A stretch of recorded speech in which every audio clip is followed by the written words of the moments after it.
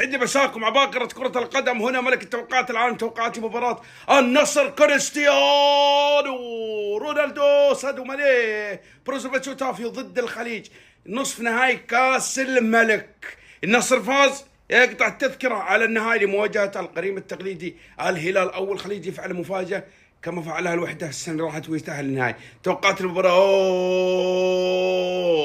يا على ملعب النصر المباراة الخليج جيد صراحة. النصر في مباراة الدوري قبل 3 أيام فاز عليه بشكل انفس 1-0. لذلك المباراة فوز النصر مليار في المية، من مصلحة البطولة فوز النصر عشان يكون نهائي صراحة عالمي. الهلال ضد النصر، فوز النصر مليار في المية. أتوقع فوز النصر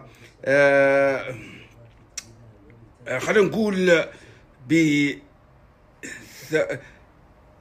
3-1 أو 4-1 فوز النصر. المهم فوز النصر ب3 أو 4.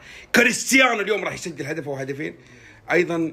أتوقع عند الله ممكن لابورت أو أحد قلبين الدفاع أو بروزوفيتش أو أوتافيو.